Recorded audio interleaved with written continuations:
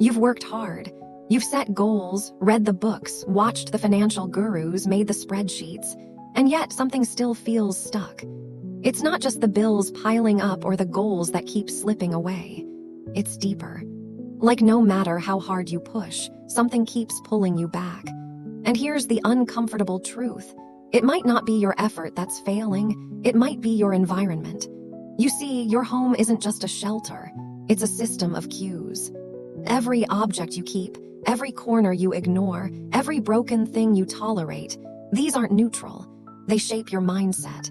They influence your energy. They speak directly to your sense of worth, possibility, and power. And if you've been unknowingly surrounding yourself with symbols of disorder, decay, or stagnation, then you've also been unconsciously reinforcing poverty. Not just in your wallet, but in your focus, your drive, and your momentum.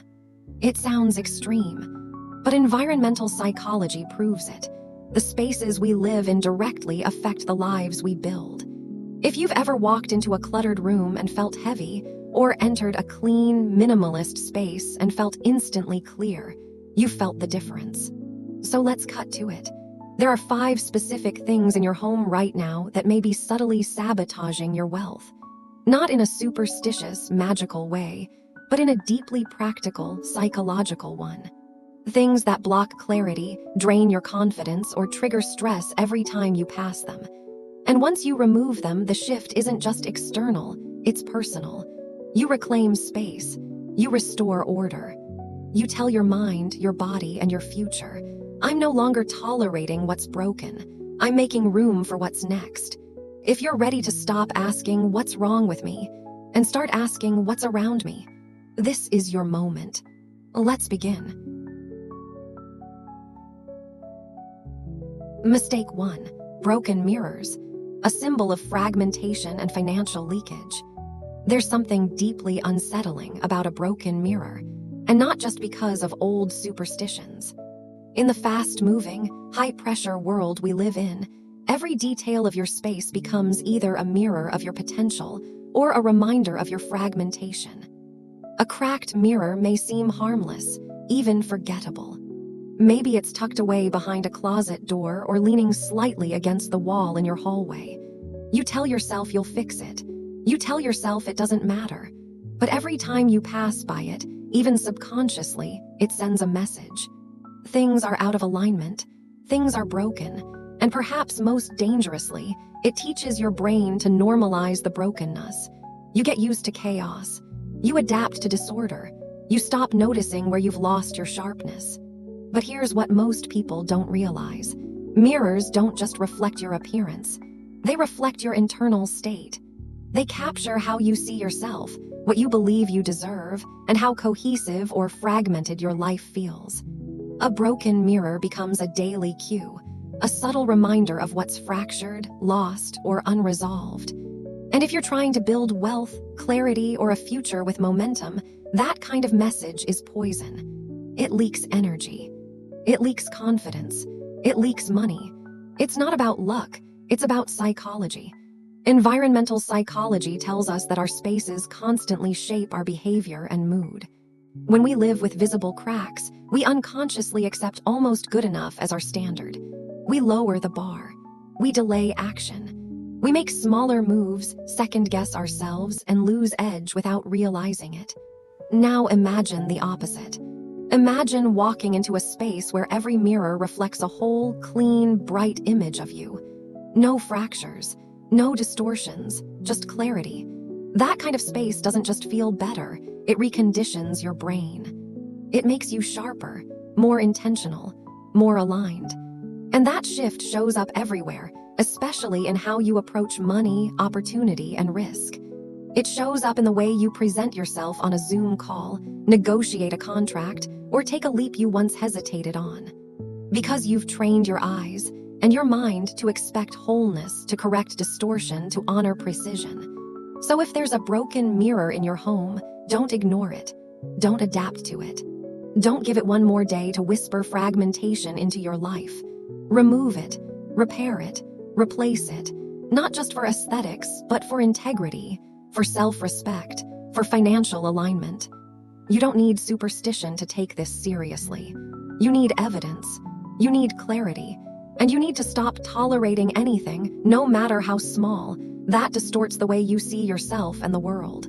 This is about standards.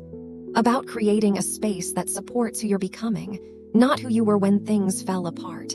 Because when your reflection is whole, your vision becomes clearer. And from that clarity, wealth can finally flow. Mistake 2. Non-functional appliances and objects. Walk into any home, and there's usually at least one.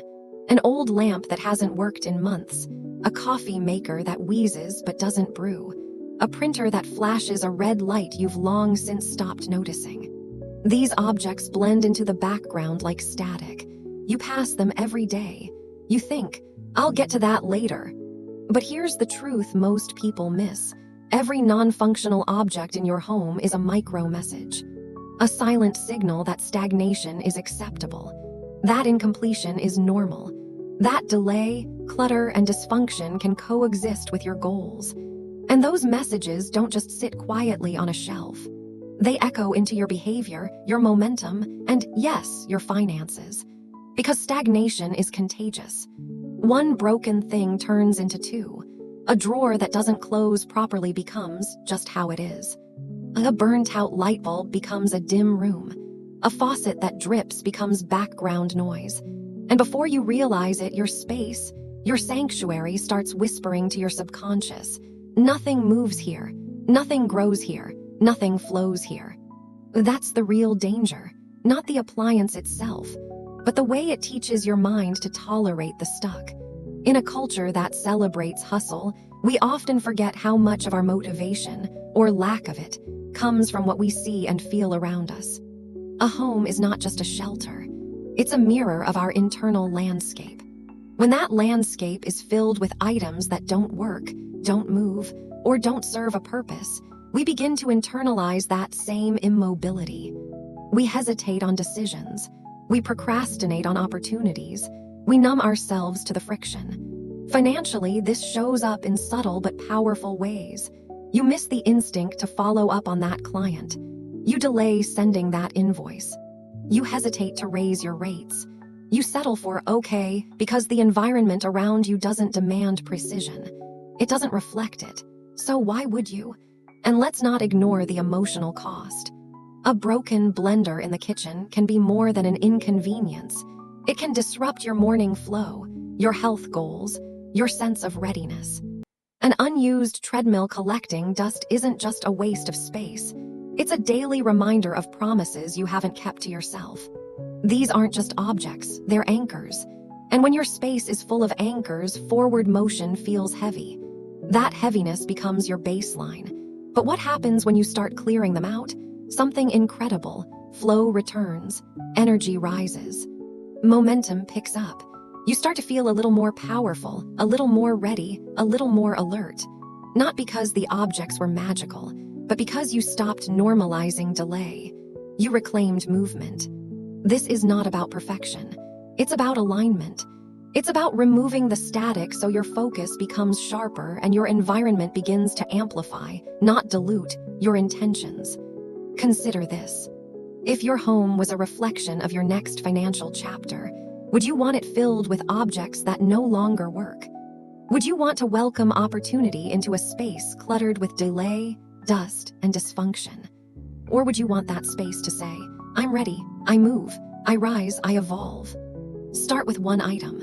One broken thing you've been ignoring. Remove it, repair it, replace it.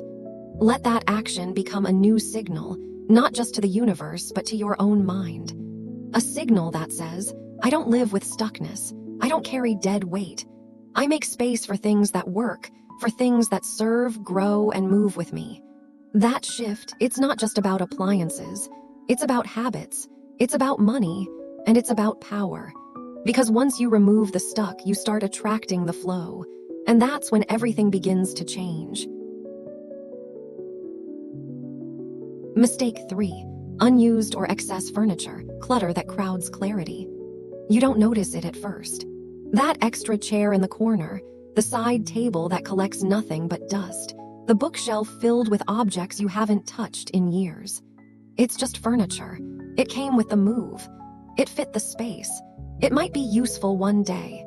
But over time, these unused, excess pieces become something more dangerous than visual noise. They become a drag on your clarity, your energy, and your financial flow. Why? Because clutter, especially in the form of large, immobile objects, carries weight. Literal and psychological. We live in a culture that praises minimalism but tolerates accumulation. We rent storage units for things we can't let go of. We rearrange, reorganize, and redecorate, but rarely remove. The result? A home that looks full but feels heavy. And here's the truth. Abundance doesn't live in crowded spaces. It thrives where there is room to grow, room to move, and room to think. Unused furniture is the silent killer of spaciousness. It takes up square footage, yes, but more importantly, it takes up psychic bandwidth. Every time your eyes scan the room and register an object that has no purpose, it triggers a moment of friction. Maybe you don't even notice it anymore, but your nervous system does. It responds to blocked pathways, visual chaos, and the absence of flow. That blocked energy reflects in your thinking. Muddled priorities, delayed decisions, and financial opportunities that never quite land. Now imagine this. You walk into a room that breathes. Every object is intentional. Every corner feels open. The energy moves easily, like water finding its way through a clear channel. That's not just aesthetic, it's neurological. Studies in environmental psychology show that open, clutter-free environments boost mental clarity, decision-making speed, and emotional regulation. And guess what those three things directly impact? Your financial confidence, your ability to say yes to opportunity, your willingness to act decisively instead of waiting until the time feels right. There's a reason successful people value curated spaces. Steve Jobs famously kept his home nearly empty for years, not because he couldn't afford furniture, but because he only wanted what mattered. Oprah Winfrey has often spoken about removing anything from her environment that doesn't serve a purpose or spark joy. They understood the same principle. Your space teaches your brain what to expect.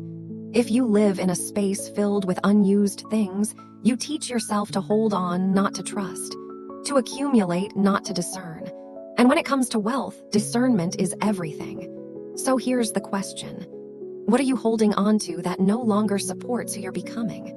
That side table you bump into every morning but never use.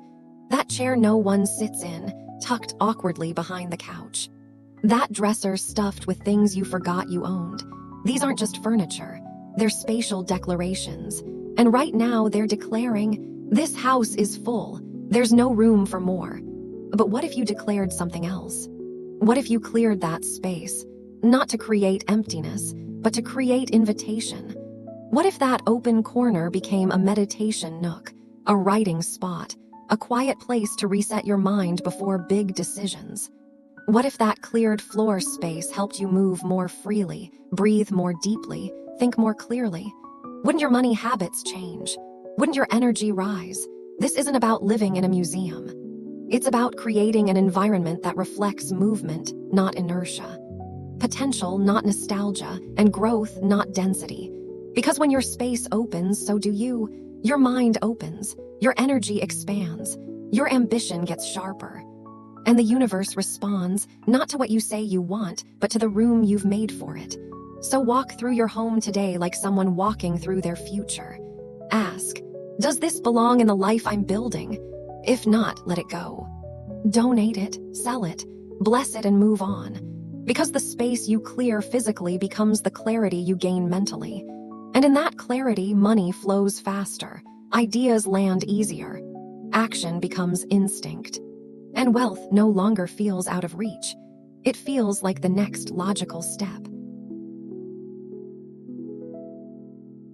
Mistake 4. Hoarding expired items, subtle signals that you're holding onto the past. Open your bathroom cabinet. Peek into the back of your fridge. Glance at that just in case shelf in the laundry room. What do you see? Probably something expired. An old bottle of vitamins, a face cream you haven't touched in 3 years, a jar of sauce you forgot existed. And you tell yourself, it's not a big deal, I'll throw it out later. But here's the uncomfortable truth. These small expired items aren't just signs of forgetfulness. They're proof of energetic clutter, and worse, they send a silent but dangerous message to your subconscious. I hold on to what's no longer useful. In the world of high performance and financial clarity, that mindset is poison. You cannot build a future while gripping remnants of a past you've already outgrown. Because every expired item you keep, every old pill bottle, crusted lip balm, ancient box of tea, reinforces the belief that you need to cling, that there's no better thing coming, that you don't deserve freshness, vitality, and flow. Think of it like this: expired items are dead energy. They once served a purpose, but now they sit, unmoving, unused, and deteriorating. And they don't just take up shelf space. They take up mental space. They tell your brain that your environment is neglected, that you're not paying attention, that you'll deal with things later.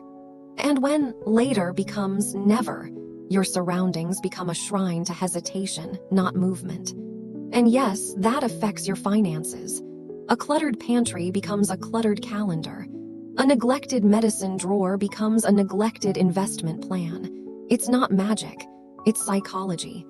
The people who thrive, the ones who move with clarity, who rise quickly and think sharply, don't just manage their money well. They manage their environment with precision. They don't tolerate dead weight. They don't let expired things linger. Because they know those things send a message that they're okay living with what no longer serves them. And they're not. Let's look at real-life habits.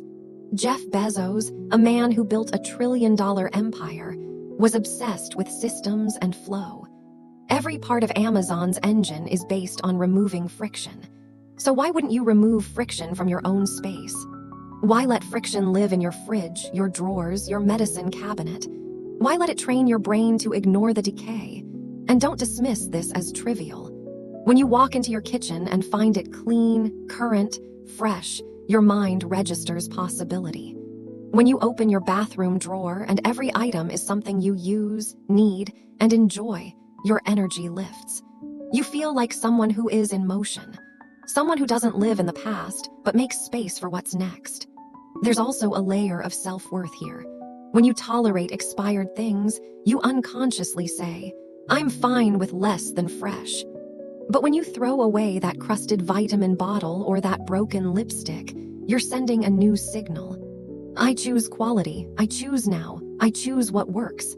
That shift from passive tolerance to active curation changes how you move in every area of life. So today, do a quick audit. Go through 3 areas. Your kitchen, your bathroom, and your personal care stash. Anything expired goes. Not because you're cleaning, but because you're choosing clarity.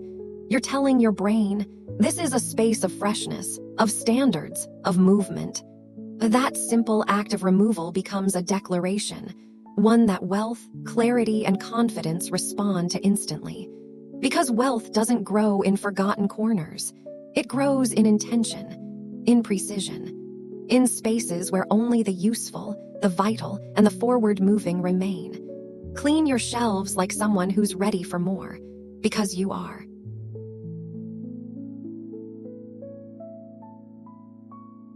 Mistake 5.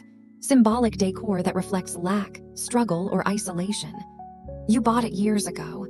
Maybe it was on sale. Maybe it was a gift. Maybe it looked cool. A painting of a lone tree in a barren field. A sculpture of a twisted figure. A photo of a ship lost in the fog. You didn't think much of it. It was just art, just decor. But what if I told you that what's hanging on your wall is quietly writing your financial story, and not in the way you'd like? In Western culture, we often underestimate the symbolic weight of our surroundings.